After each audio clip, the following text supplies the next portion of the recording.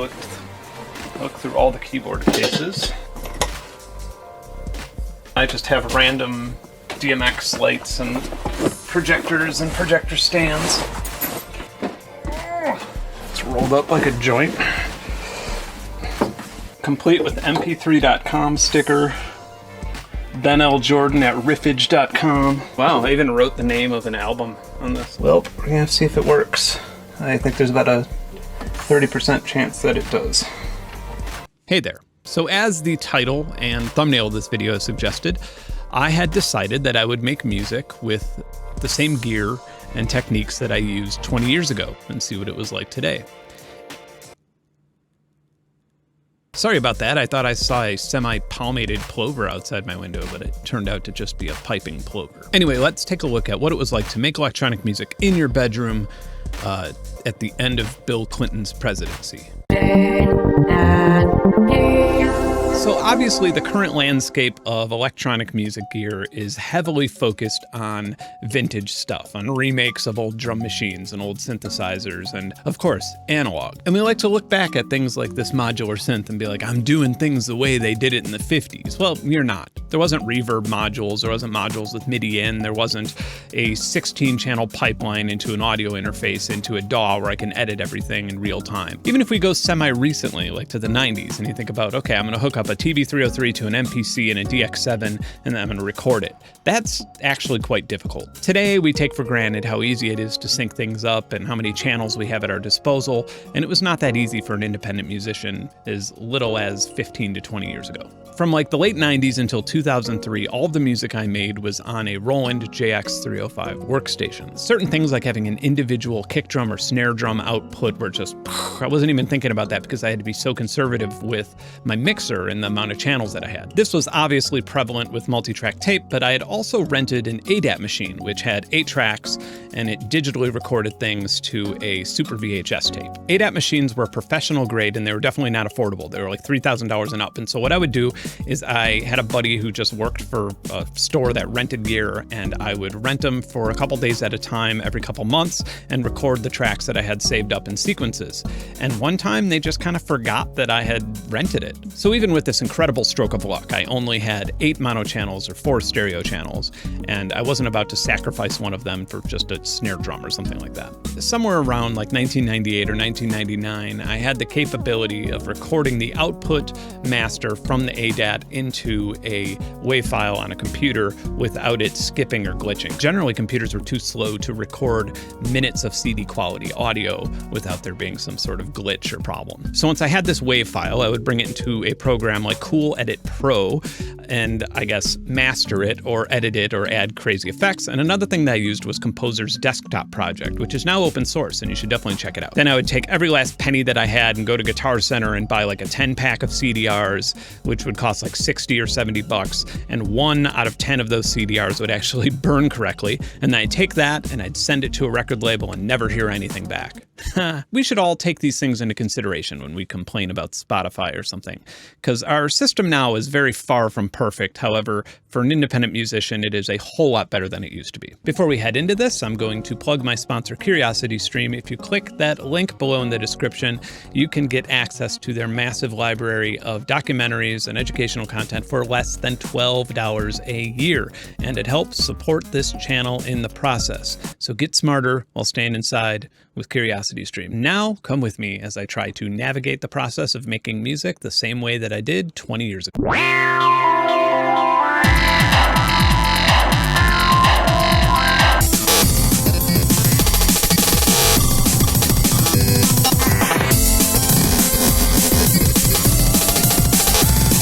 It is absolutely vital that I make a segment in this video to show you the miracle before me, and that is my old JX305. It has been through hell and back, as you can see in the video, and the LCD screen isn't even working, and I have a replacement LCD screen for it, and I plan on doing that, but I do not plan on doing that for this video, simply because I'm scared that I will lose all of the data on it. And I've already lost a little bit of the data on it, and that's my point of telling you this. So it has factory presets, it has user presets, and then it has presets on a old school smart media card.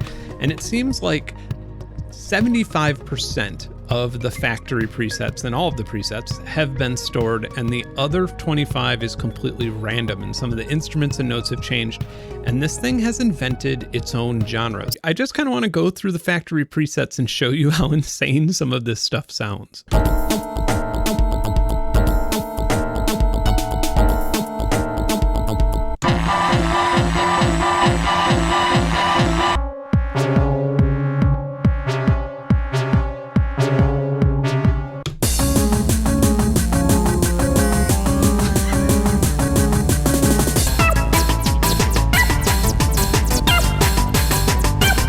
For any of you who have owned like a Nintendo Wii back in the day, and you had the experience of going to like a Walmart and getting like the $5 games that seemed like they might be fun, but the only reason you were really buying them is because they're the only ones you could afford, a lot of this stuff sounds like the kind of music that would be in those games.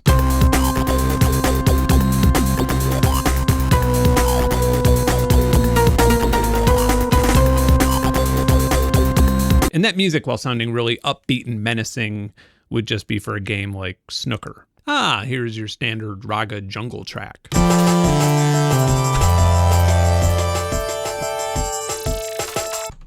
We are entering Latin American territory.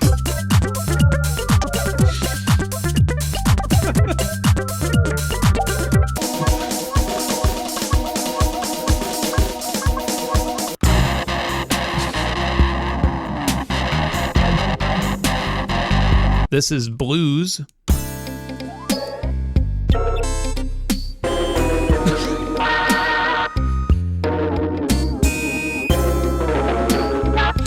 I can't. This is Motown.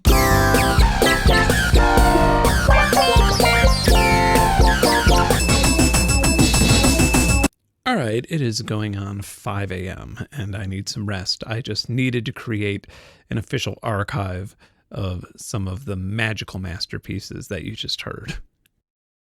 This is the Roland JX305 Groove Synth, and it was the brains of pretty much all of the music I made for the beginning of my career as the flashbulb. I bought it in the late 90s at some point with my first ever credit card, and by today's standards, it's a pretty terrible sounding digital synthesizer. For a 1990s workstation, this had a pretty radically powerful sequencer, although there was a pretty crazy learning curve. It's probably not that valuable to your electronic musician in this decade. However, these do go for quite a lot of money because they didn't survive time very well. It's hard to find one that's actually in working shape, much less mint shape. Mine has not been treated well, and I'm really lucky that it still even turns on.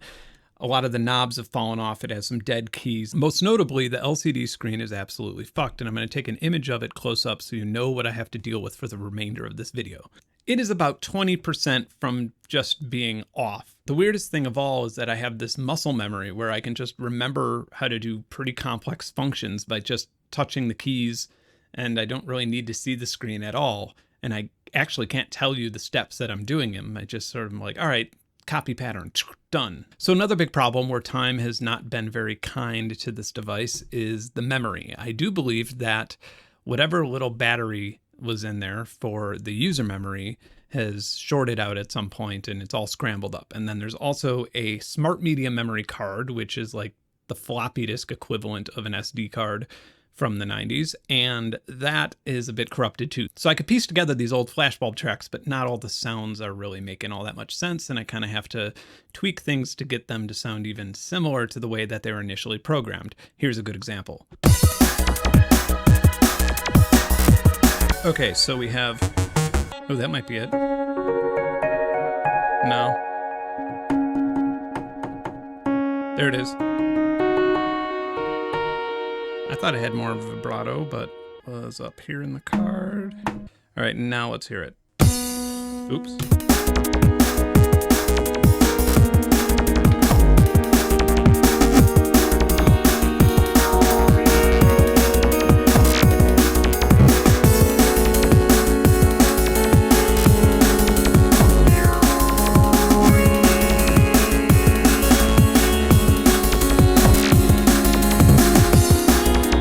So that's all one pattern, and then I would just sort of automatically have it go to another pattern in song mode, such as this next pattern, but everything's going to be reset again, so this is going to be a bit frustrating.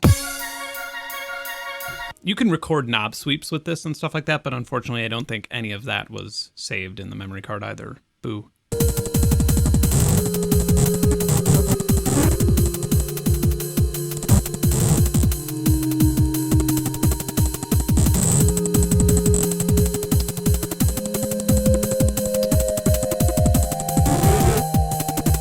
I'm trying to find one good example of a solid flashbulb beat that's using only this and no other external instruments or samplers or anything like that.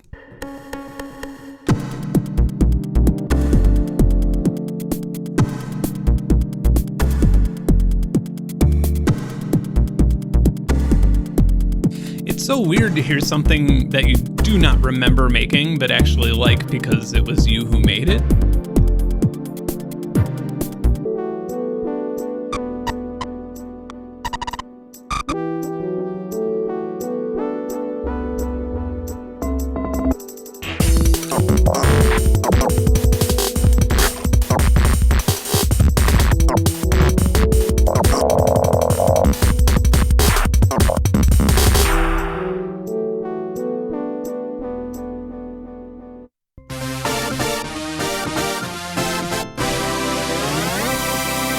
Let's make a track. Let me introduce you to the whole family of things that I used to use before using a computer. This is a Roland EF303. It's a Groove Effects. I'm not going to use it in today's video simply because I think it has a mind of its own. It's a very unique thing, and I'd rather just do a short video on that only.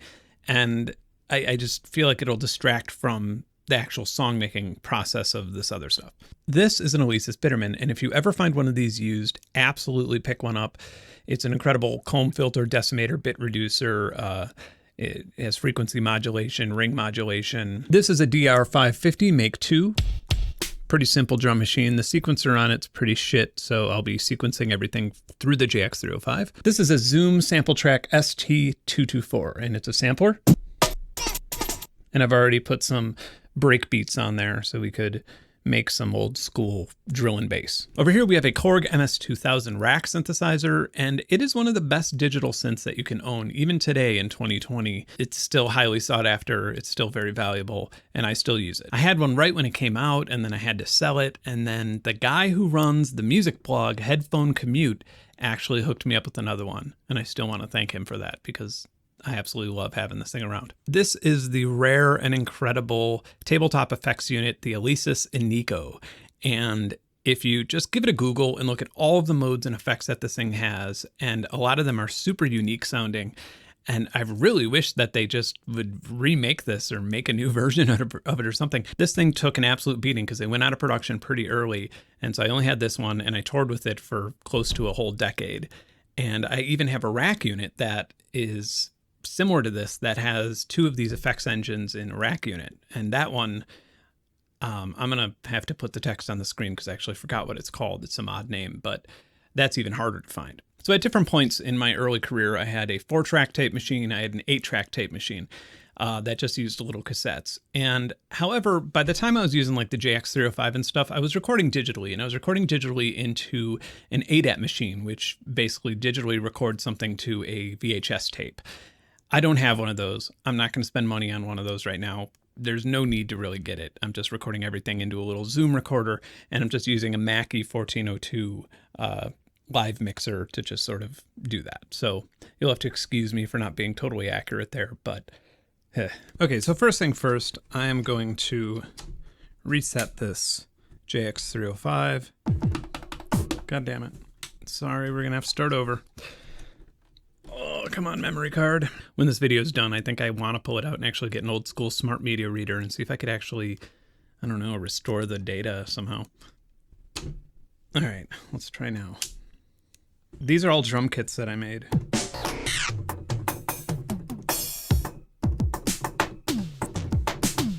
Okay.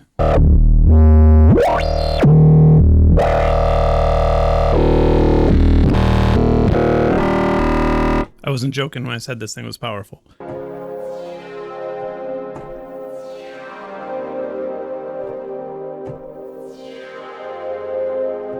For some reason, I don't even have a metronome anymore.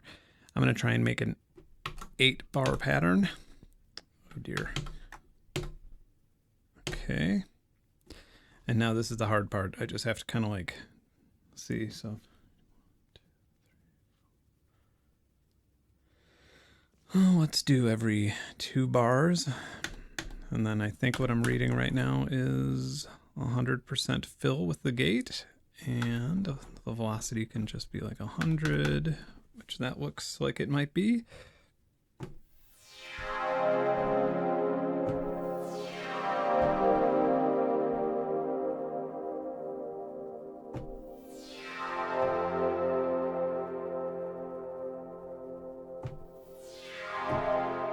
Let's hear it. Oh, let's bring the BPM up to like... Oh god, I can't even see. I think this is 170-ish, hopefully. Let's see.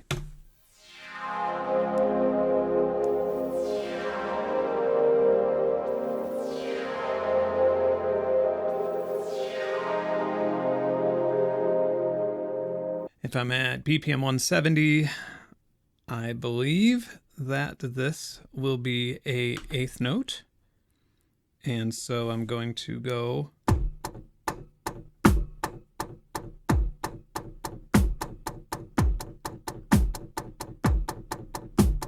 We're actually at 9 bars, so it's actually quite an odd sequence.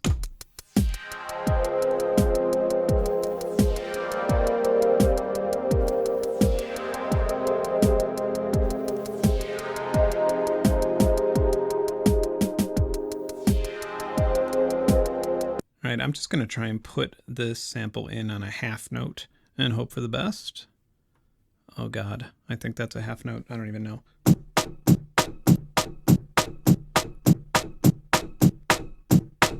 Okay, let's hear it.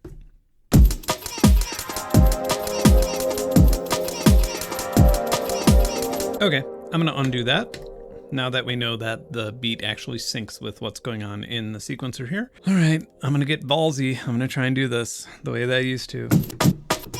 Just remember where these pads are. I'm so blind while doing this.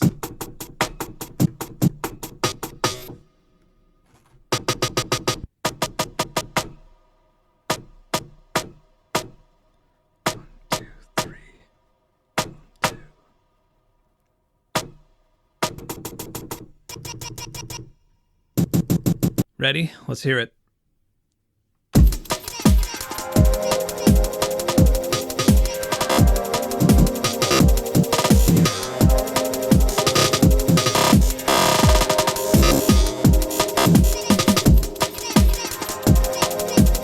Okay, so to give you some idea of what actually is happening in that, let me reset this and mute these other 2 channels. So this is actually what we sequenced with the sampler.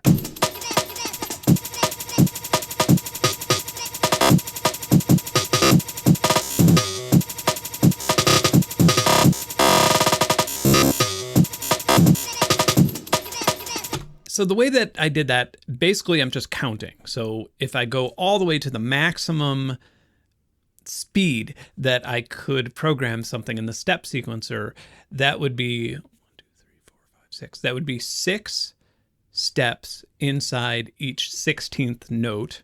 So that would be 24 per quarter note and 96 per bar, right? 96 per measure. 96 per measure. The thing is that this is all like muscle memory. So yeah. It's funny, I made this bass anticipating that a kick was always going to coincide with the bass programming. So part of me just wants to go into that other room and grab a bass guitar and just jam along with it, or a bass guitar with MIDI pickups and jam along with it. But I can't really do that because A, I wasn't doing that in 2000, and also I don't have anywhere to record the bass. I guess I would just have to record the whole bass track over the final thing, whereas now I would just record the bass track over a click and then put it in. So interesting note how workflow changed over the years. I'm just going to improvise. No metronome. 1, 2, 3, 4. 1, 2, 3, 4.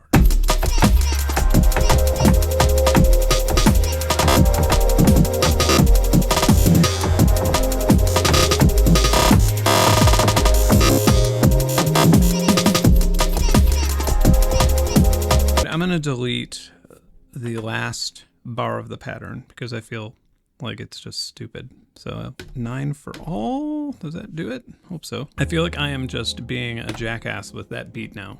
I feel like we just need to erase that crazy glitch beat and just start with something a little more. Maybe I'm getting old, but I feel like it's just over the top. We don't need it. Plus I have another sample in here too. Is it this one? I don't like this drum kit. I'm gonna move it. Whew. This one's like the classic one. Ooh, beautiful. That's what I want. So I'm gonna record some percussion in a step sequence, and this sampler doesn't support velocity, by the way, through MIDI. However, on board the JX305 it does. So I'm gonna start with just like a 70 velocity, and I guess that'll be like my max velocity for the hi-hats. Let's just go. And so we're at a 16th note, and so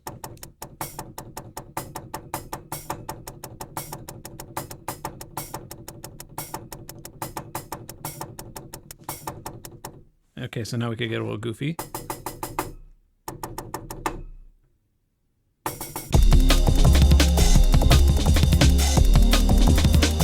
Back. 1, 2, 3, 4. 2, 3, 4. 1, 2, 3, 4. Ah! This may actually seem familiar if you've ever seen the movie Whiplash. Although I guess this is like the bedroom IDM musician version of it. 5, 6, 7, 8. Fuck. 1, 2, 3, 4.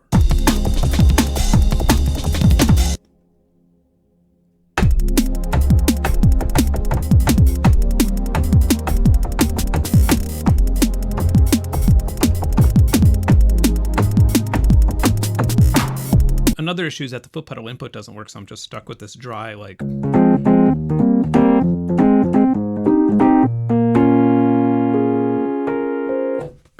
I think if I write it to the internal user memory of the JX305, as long as the power stays on, I will not have any issues. These keys feel like they're 7/8 the size of a piano or something.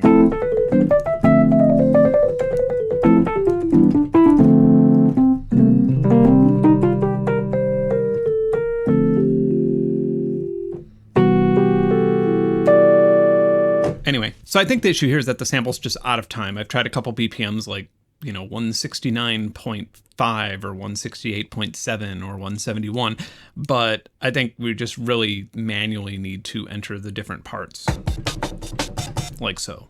So here we go back into the dreaded step editor.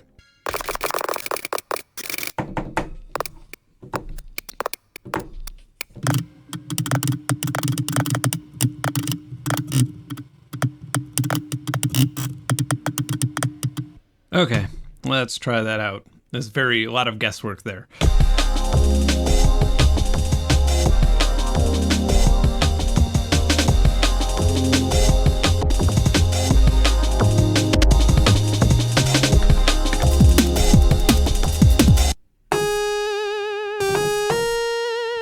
Okay, and then this should probably have a, hall reverb. And the part, I cannot believe I can remember this. Like how to do this.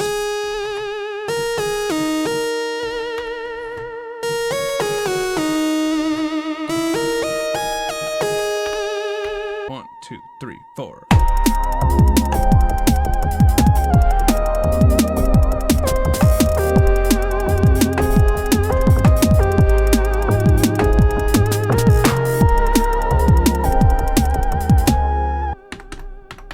Just hear the rhythm.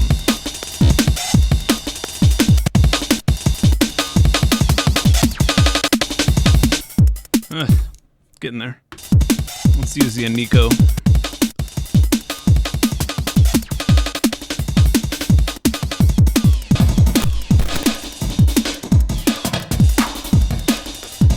Everything has broken outputs. More now than earlier in my career, I had a lot of change-ups in my melody. I very rarely would want one melody to last an entire song. I would always want there to be some sort of change in structure throughout it. However, now I'm realizing that probably 20 years ago, I really wanted that too. Like I was definitely capable of writing more complex songs, but with this being my interface, I probably never realized how limited I was. Like it would be really, really hard to just go into 3 different melody structures that all piece together with the way these patterns are being made and with the time that it's taking. So I guess I'm just going to stick with this one chord progression and just do more drums and just do the torturous part of programming these drums by counting with a half-broken LCD screen.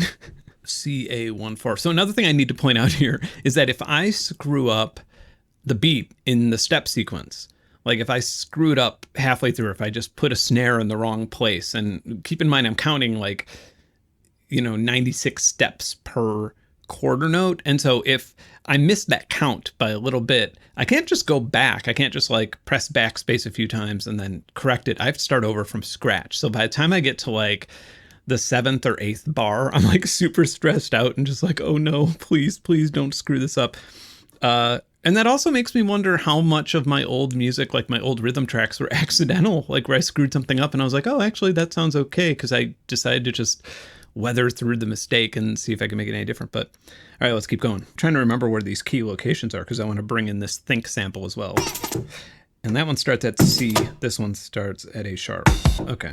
If I were watching this video, I would really want to see what's happening on this screen, but there's no point because you can't really see what's happening on this screen. All I see is just kind of gibberish, and every now and then I can make out a number or something, but I'm not really using it all that much.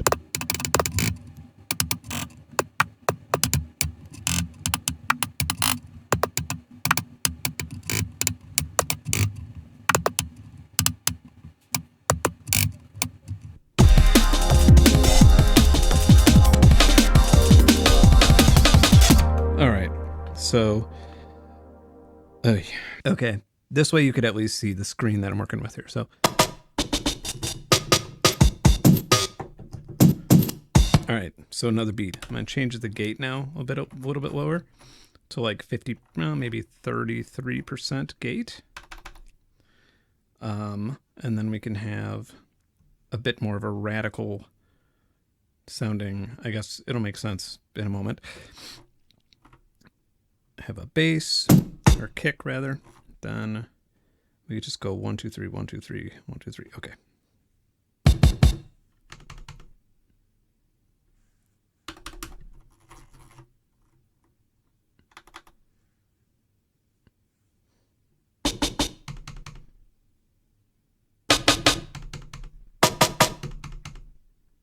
Oh.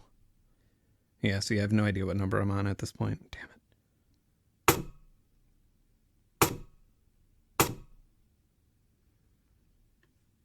I think I'm on 48. Damn it. That may have fucked it up. Missed a note in the last bar.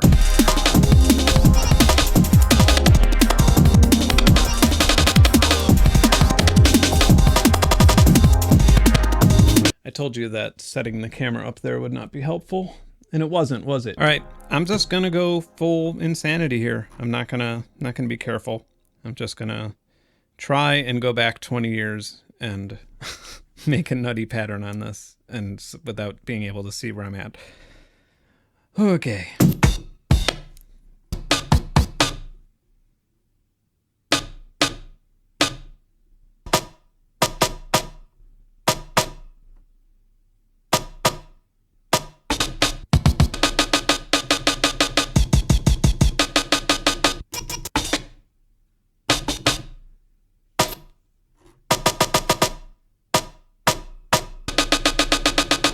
Okay, here we go. Let's try it.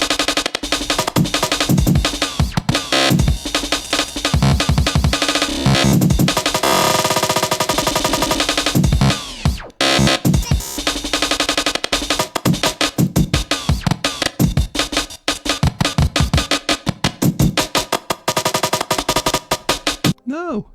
Oh no. Another piece of the, I feel like another piece of the LED's gone or something.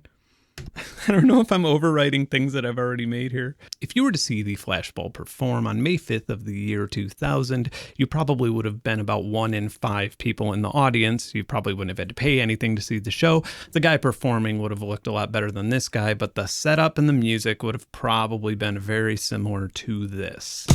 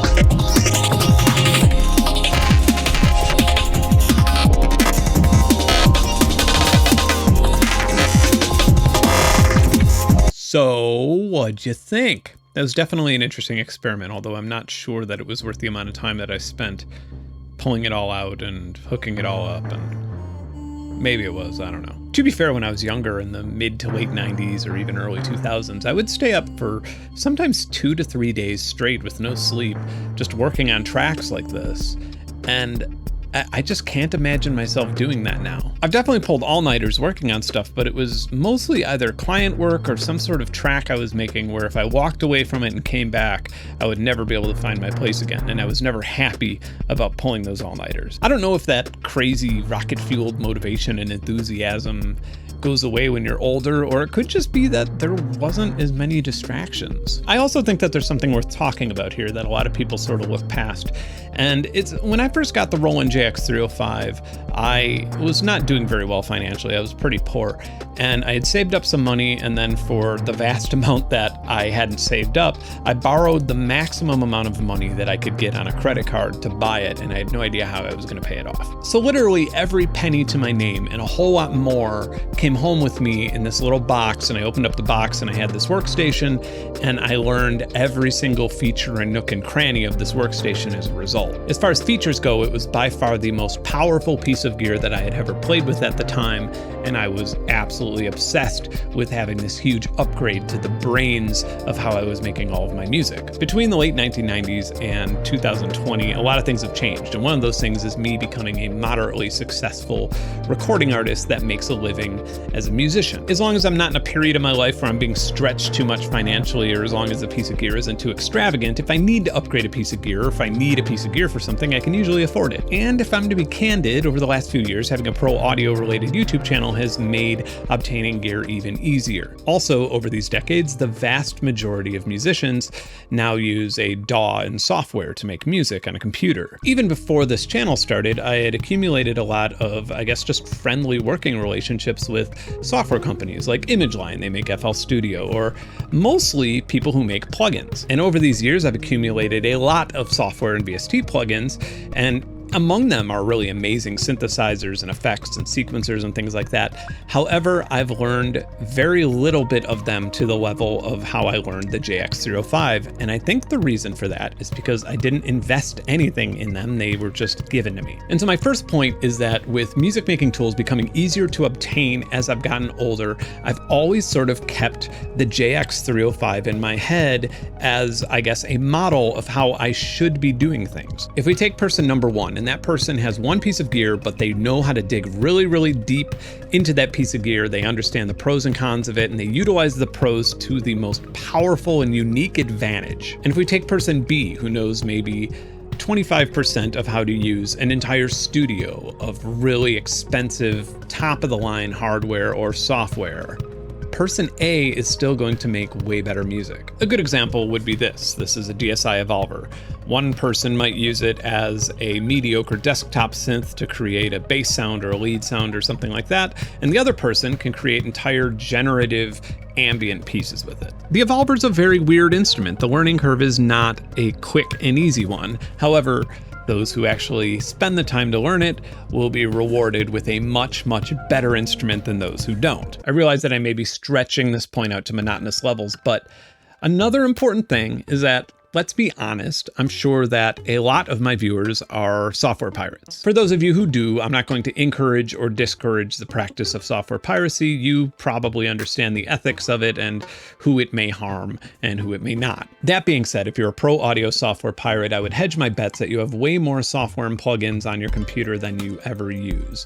And if you paid for it, you probably would have spent a little bit more time learning it and using it. Even before making this video, I've kind of considered getting the JX305 back into my workflow due to the unique sequencing that I can do on it, and I've even gotten a replacement LCD screen that I've been too lazy to open it up and solder in. Now that I'm turning it on and diving in a little bit, I realize that the memory's corrupted, which could just be a backup battery inside the unit, or it could be a bigger problem. It takes a very particular type of smart media card where I think like a 2 megabyte one costs a couple $100, and even then you're buying a smart media card from the 1990s, which is probably going to have the same corruptibility problems as the one that I have now. Like 9 out of 10 knobs are missing, some of the keys are dead, some of the buttons don't work, some of the lights behind the buttons don't work.